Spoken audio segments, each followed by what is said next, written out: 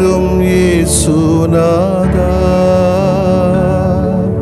வாரும் இயேசுநாதா, எந்தன் இதயம் தேடிடும் அன்பே நீ, வாரும் இயேசுநாதா, வாரும் இறைவனே, வாரும் இறைவனே, எந்தன் இதயம் தேடிடும் அன்பே நீ, வாரும் இறைவனே, வாரும் இறையாவியே, வாரும் இறையாவியே,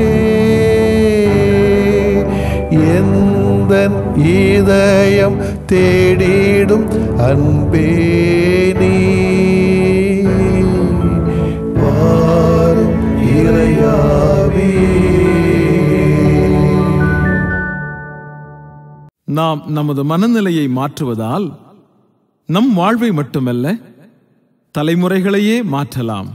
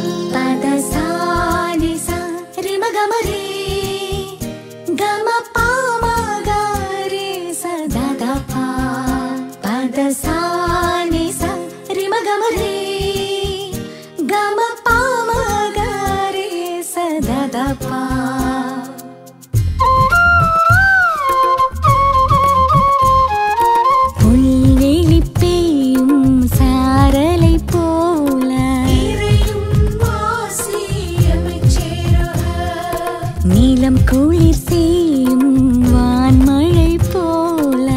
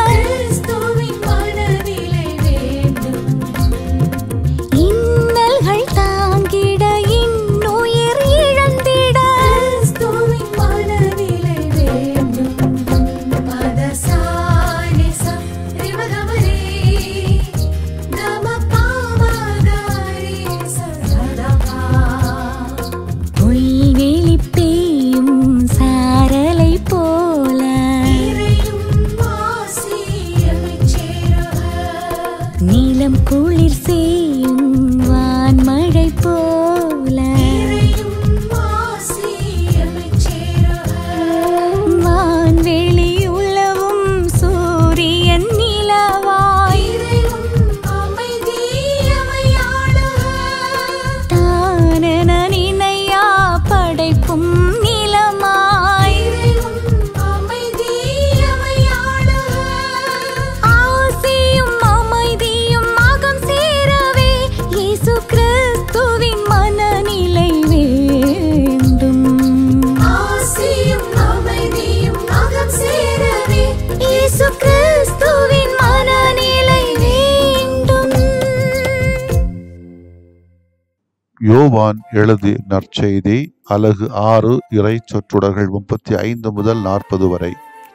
அக்காலத்தில் இயேசு மக்கள் கூட்டத்தை நோக்கி, வாழ்வு தரும் உணவு நானே, என்னிடம் வருபவருக்கு பசியே இராது, என்னிடம் நம்பிக்கை கொண்டிருப்பவருக்கு என்றுமே தாகம் இராது. ஆனால் நான் உங்களுக்கு சொன்னவாறே நீங்கள் என்னை கண்டிருந்தும் நம்பவில்லை. தந்தை என்னிடம் ஒப்படைக்கும் அனைவரும் என்னிடம் வந்து சேருவர். என்னிடம் வருபவரை நான் புறப்பே தள்ளிவிட மாட்டேன். ஏனெனில் என் சொந்த விருப்பத்தை நிறைவேற்ற அல்ல, என்னை அனுப்பியவரின் விருப்பத்தை நிறைவேற்றவே நான் விண்ணகத்திலிருந்து இறங்கி வந்தேன். அவர் என்னிடம் ஒப்படைக்கும் எவரையும் நான் அழிய விடாமல் இறுதி நாளில் அனைவரையும் உயிர்த்தெழச் செய்ய வேண்டும். இதுவே என்னை அனுப்பியவரின் திருவுளம். மகனை கண்டு அவரிடம் நம்பிக்கை கொள்ளும் அனைவரும் நிலை வாழ்வு பெற வேண்டும் என்பதே என் தந்தையின் திருவுளம். நானும் இறுதி நாளில் அவர்களை உயிர்த்தெழச் செய்வேன் என்று கூறினார். ஆண்டவரின் அருள்வாக்கு. இறைவா உமக்கு நன்றி. கிறிஸ்து இயேசுவிலே பிரியமுள்ள சகோதர சகோதரிகளே, உணவு இரு வகைப்படும். ஒன்று வயிற்றுக்கான உணவு, இன்னும் ஒன்று வாழ்வுக்கான உணவு. இந்த உலகமும் உலகில் பார்வை கொண்ட சீடர்களும் வயிற்றுக்கான உணவையே அதிகமாக தேடினார்கள். அன்றன்றுள்ள வயிற்று உணவை பெற்றால் வாழ்ந்து விடலாம் என்ற குறு நம்பிக்கையே இன்று எங்கும் யதார்த்தமாக உள்ளது. வாழ்வின் உணவாம் இயேசுவை ஏற்று அவரது வார்த்தையை கேட்டு வழி நடந்தால் இறந்தும் இரவாது வாழலாம் என்பதை இன்னும் பலர் புரியவே இல்லை. இயேசு என் உணவை உண்ண நமக்குள் இருக்க வேண்டியது ஒன்றே ஒன்றுதான், அவரில் ஆழ்ந்த நம்பிக்கை. அவரது வார்த்தை என்னும் உணவை நம்பி இதயமேற்று வாழ்வாக்க துணிகையில் அவரை நம் துணிவும் துணையுமாய் ஒளிர்வார் என்பது உறுதி. நமது பிரச்சனை என்னன்னா, நாம் அவரிடம் செல்வதும் இல்லை, அவரை உண்பதும் இல்லை, உண்டாலும் செயல்பாட்டில் அவரை இணைப்பதும் இல்லை. செயலற்ற நம்பிக்கை பயனற்றது என்று யாக்கோபு 2:20 கூறுவதை நாம் நினைவிலே கொள்ளுவோம். அதே போன்று ஒரு சீடரின் அல்ல ஒரு கிறிஸ்தவரின் தலையான பணி எதுவெனில் குருவின் பணித்தலை நிறைவேற்றுவது. இயேசு வானக கடவுளை தந்தையாக மட்டுமன்றி தமது குருவாக ஆசானாக பார்த்தார். அவரது திருவுளத்தை நிறைவேற்றுவதையும் அவர் கொடுத்த வேலையை செய்து முடிப்பதையுமே தமது உணவாக கொண்டார். ஒரு உண்மை சீடரின் உயர்நெறி பண்பு இயேசுவுக்குள் அனலாய் கனன்று கொண்டிருந்தது.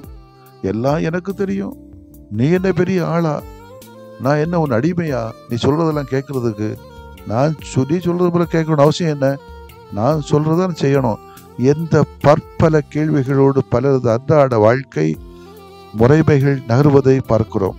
அத்தகு அகங்கார எண்ணத்திற்குள் நம்மை புகுத்தாமல் என்னை அனுப்பியவரின் விருப்பத்தை நிறைவேற்றவே என சொல்லுகிற இயேசுவின் மனநிலை முழுக்க முழுக்க தர்க்க எழுப்பின் தனிப்பெரும் அடையாளம். நம்மை வெறுமைப்படுத்தாமல் இறை திருவுளம் அதை நிறைவேற்ற முனைவது வெறும் முயற்சியே. இயேசு ஓர் உண்மையான ஊழியர், மிகுந்த நம்பிக்கைக்குரியவர், தனது உயிரை இழந்து எனும் உறவுகளை காக்கின்ற நன்மனம் கொண்டவர். அதனையே இங்கு அறிக்கையாக தருகிறார். தமது மக்கள் எல்லாரும் அழியா நிலை வாழ்வு பெற வேண்டும் என்பது தந்தை கடவுளின் மேலான ஒரு ஆசை, விருப்பம், திருவுளம். அந்த திருவுளத்தை அகம் உணர்ந்து செயல்பட துணிந்தார். எல்லாரின் உயிர் வாழ்வே நமது உயிர் வாழ்க கொண்டு உழைத்தார். KFC பற்றி கேட்டிருப்பீங்க இல்லையா? KFC, அதாவது KFC சிக்கன் உணவு நிறுவனத்தின் இயக்குனர் கொலோனல் சாண்டர்ஸ்.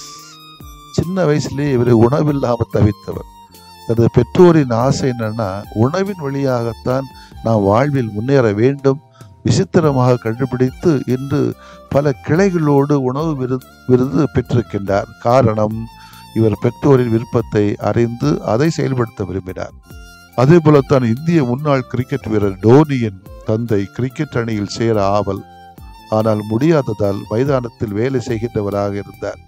எனவே தன் மகனிடம் விருப்பத்தை எடுத்து கூறுகிறார். இன்று மகன் பெரிய கிரிக்கெட் ஜாம்பவானாக இருப்பது உங்களுக்கு எனக்கும் தெரியும். காரணம் தந்தையின் விருப்பம். பல மனிதர்கள் தன் பெற்றோரின் விருப்பத்தை இந்த உலகில் நிறைவேற்றி இருக்கிறார்கள். அவர்களெல்லாம் உயர்ந்த நிலையில்தான் இருக்கிறார்கள். குடும்பத்திலே பெற்றோரிடம் பிள்ளைகள் ஒப்படைக்கப்படுகிறார்கள். அவ்வாறே ஆசிரியரிடத்திலே மாணாக்கரும், மருத்துவர்களிடத்திலே நலம் நாடுவோரும், ஓட்டுநர்களிடத்திலே பயணிகளும், நீதிபதிகளிடம் நீதிமன்றமும், காவல்துறையினரிடம் சட்ட ஒழுங்குகளும் என பல்துறைசார் அமைப்புகளிடம் இச்சமூகம் ஒப்படைக்கப்பட்டுள்ளது. இவ்வாறு ஒப்படைக்கப்பட்டவர்களை அழிய விடாமல் காக்கிற பணியை நம்ம எத்தனை பேர் இயேசுவின் மனநிலையோடு தொடர்கிறோம் என்பதுதான் இன்றைக்கு நமக்கு கேள்வியாக இருக்கிறது. ஒரு கடவுளுடைய ஆசை எல்லாமே யாரையும் அழிவர விடக்கூடாது என்பதுதான் நம் தந்தையினுடைய விருப்பம். இந்த உலக மீட்படைய தனது உயிரை கொடுப்பதுதான் தன்னை அனுப்பிய தந்தையின் விருப்பம் என்று உணர்ந்தவர் நம் ஆண்டவர் இயேசு கிறிஸ்து. அதனால்தான் கள்வன் கூறும்போது கூட அமைதியை காத்தார். பிலாத்து தன்னிடம் அதிகாரம் இருப்பதாக கூறும்போது கூட என் தந்தையிடமே முழு அதிகாரம் உள்ளதாக கூறினார். பரிசேயர்கள் துன்பத்தையே கொடுத்த போதிலும் கூட அதனை இன்பமாக மாற்றினார். அதனால்தான் நாம் பாவத்தில் அழிந்துவிடக் கூடாது என்பதற்காக உயிர் தெழுந்த பின்பும் கூட பலருக்கு பல இடங்களில் காட்சி கொடுத்து நற்செய்தி அறிவிக்க தூண்டுகிறார். காரணம் தன் தந்தையின் விருப்பம் யாரும் அழிந்து விடக்கூடாது என்பதே. இதனை செவியில் மட்டும் வாங்காமல் இதயத்தில் ஏற்றுக்கொண்டு செயல்பட்டார். அதனால்தான் அவமானத்தின் சின்னமாகிய சிலுவை பரிசாக கிடைத்தது.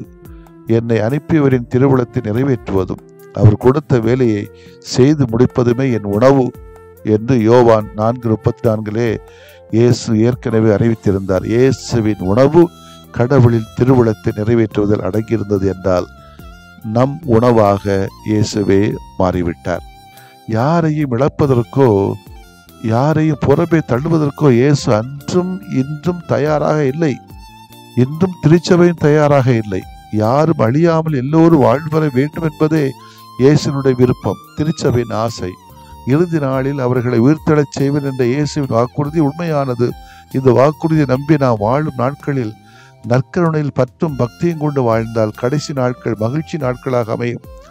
இந்த இடைப்பட்ட நாட்களில் நற்கருணை மீது நமக்குள்ள நம்பிக்கை, அதனால் நாம் வாழுகிற வாழ்க்கை கடவுளுக்கு ஏற்ப அமையுமானால் இறுதி நாளில் அவர் நம்மை முடிவில்லாத வாழ்வுக்கு உயிர்த்தெழச் செய்வாராகவே. அதற்கேற்ப நாம் இனிது வாழ முயற்சி எடுப்போம். நம்முடைய விருப்பம் கடவுளின் விருப்பம் போன்று உள்ளதா அல்லது சுய இன்பம் சார்ந்த விருப்பமாக இருக்கிறதா? ஆமேன். மன்றாடுவோமாக. அன்பு தந்தை இறைவா, உமது அன்பு திருமகன் இயேசுவுக்காக நன்றி கூறுகிறோம். அவர் தமது சொந்த விருப்பத்தின்படி வாழாமல் உமது விருப்பத்தின்படி வாழ்ந்து எங்களுக்கு எடுத்துக்காட்டாய் திகழ்கிறார். அவரை பின்பற்றி நாங்களும் உமது விருப்பத்தின்படி வாழ அருள் தாரும். ஆமேன்.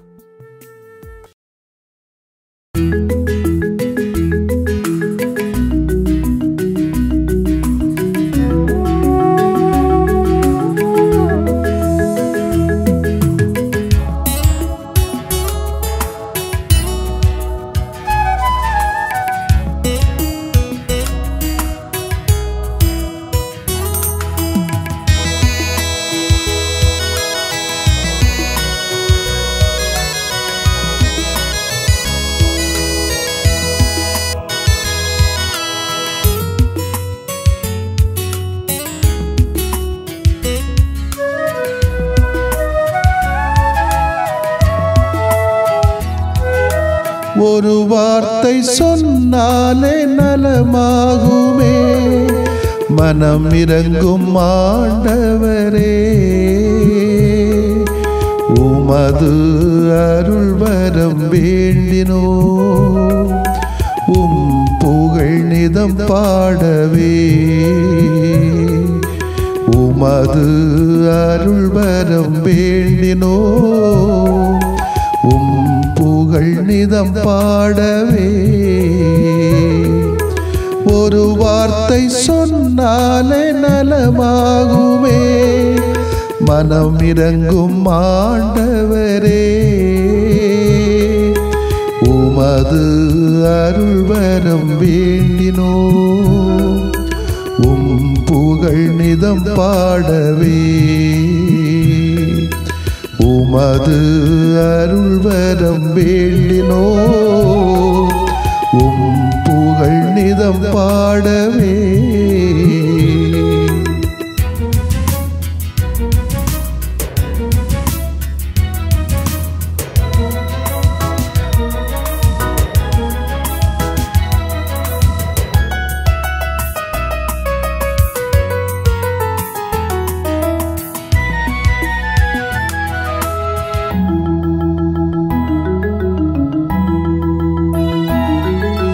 கொடும் நோயின் பிணி நீக்கி நலம் தாருமே மனம் இறங்கும் ஆண்டவரே கடன் தொல்லை சுமை நீக்கி உடன் வாருமே மனம் இறங்கும் ஆண்டவரே கொடும் நோயின் பிணி நீக்கி நலம் தாருமே மனம் இறங்கும் ஆண்டவரே கடன் தொல்லை சுமை நீக்கி உடன் வாருமே மனம் இறங்கும் ஆண்டவரே உறவிழந்து போனாலும் மனம் சோர்ந்து போனாலும் உறவிழந்து போனாலும் மனம் சோர்ந்து போனாலும் உடனிருந்து பலம் தாருமே மனம் இறங்கும் மனம் இறங்கும் மனம் இறங்கும் ஆண்டவரே ஒரு வார்த்தை சொன்னாலே நலமாகுமே மனம் இறங்கும் ஆண்டவரே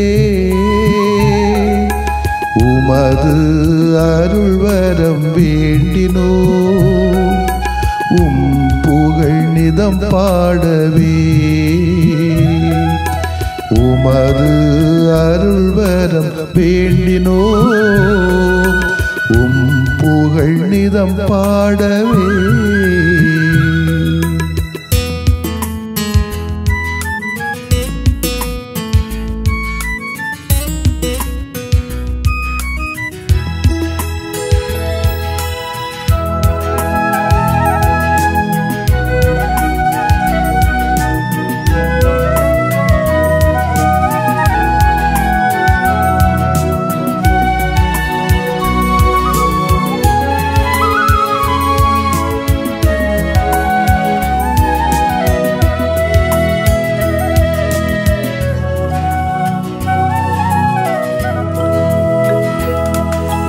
இருள் போக்கி இனி வாழ்வில் ஒளி தாருமே மனம் இறங்கும் ஆண்டவரே கண்ணீரின் நேரத்தில் தாயாகவே மனம் இறங்கும் ஆண்டவரே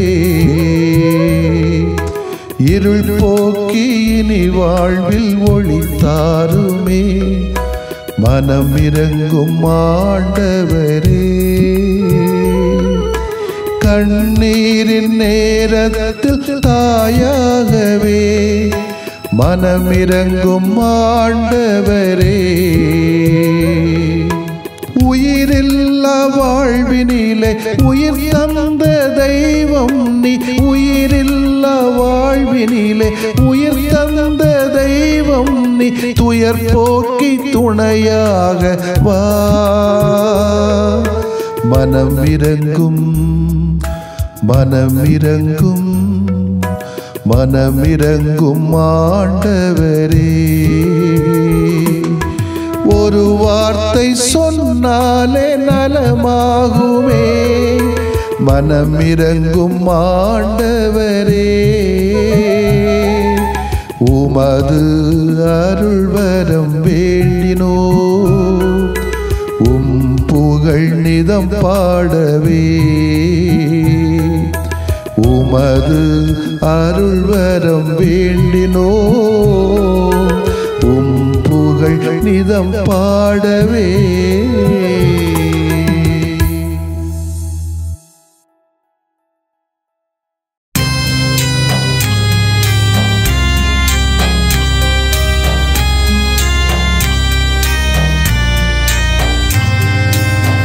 மாண்புயரிவருள் அடையாளத்தை தாழ்ந்து பணிந்து ஆராதிப்போம்.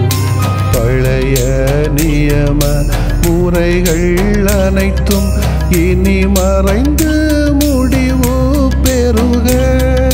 புதிய நியம முறைகள் வருக. புலன்களாலே மனிதன் இதனை அறிய இயலா. குறைகள் நீக்க நம்பிக்கையின் உதவி பெறுக.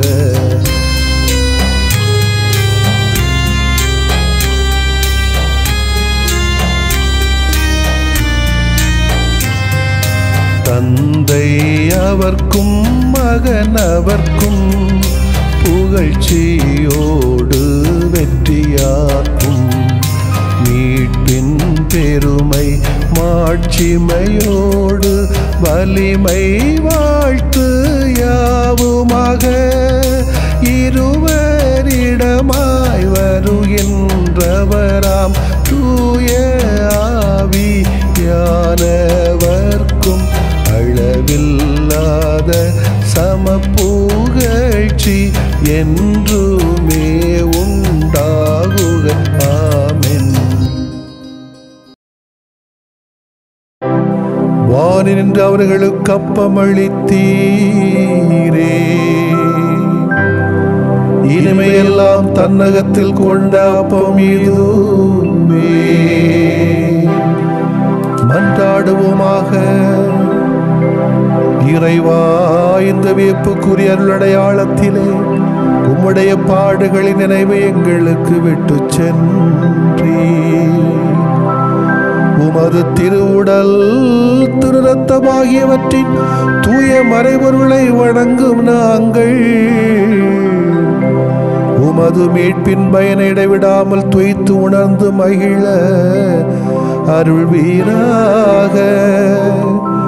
தந்தையாகிய இறைவனோடு தூய ஆவியாரை ஒன்றிப்பில் இறைவனாய் என்றென்றும் வாழ்ந்து ஆட்சி செய்கின்ற உம்மை மன்றாடுகின்றோம்.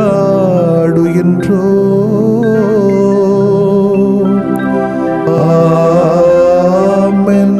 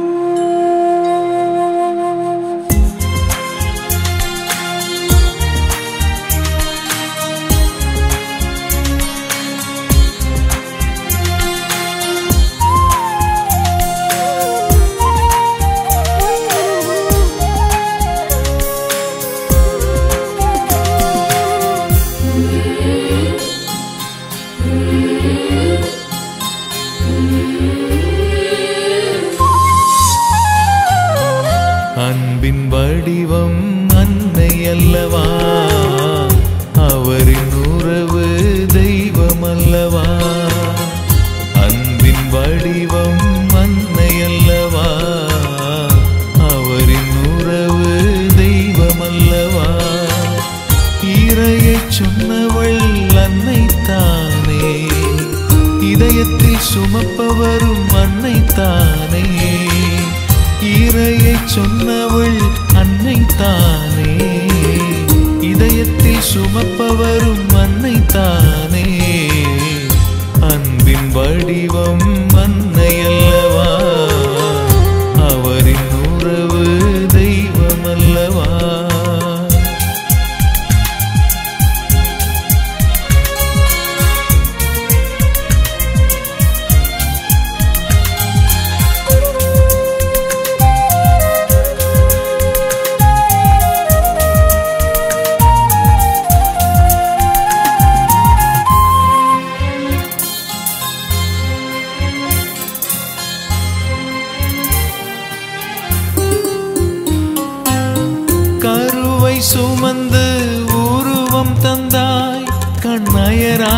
காத்து நீதம் வளர்த்தாய்.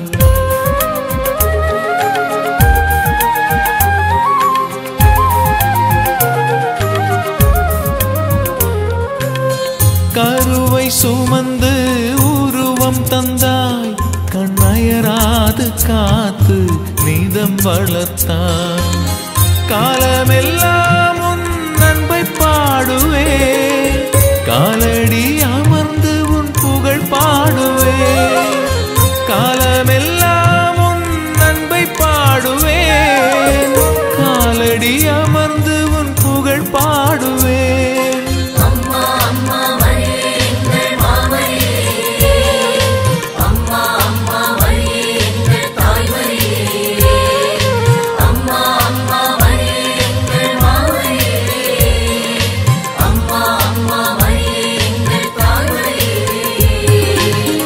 அன்பின் வடிவம் அன்னையல்லவா, அவரின் உறவு தெய்வமல்லவா.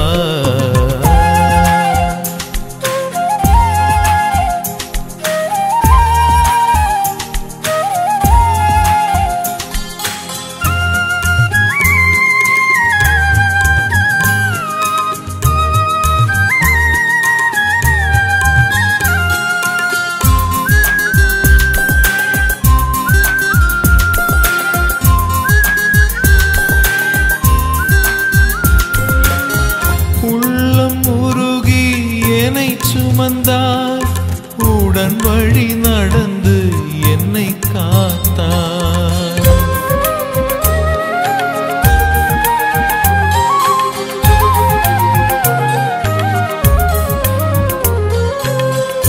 உள்ளம் உருகி என்னை சுமந்தாய், உடன் வழி நடந்து என்னை காத்தாய்.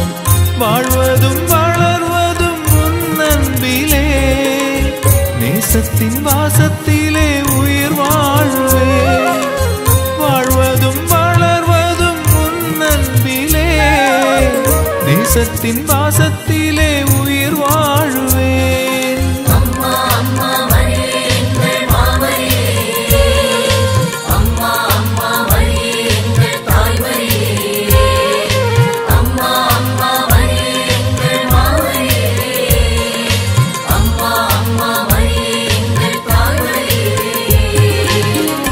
அன்பின் வடிவம் அன்னையல்லவா, அவரின் உறவு தெய்வமல்லவா.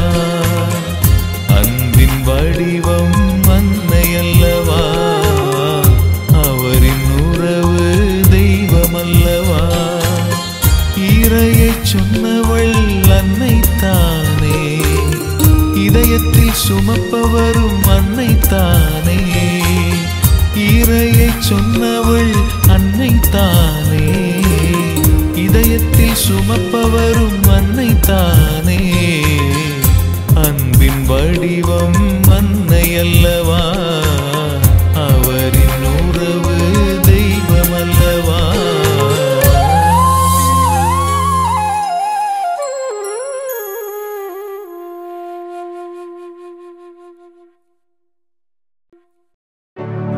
நிலையான புகழுக்குரிய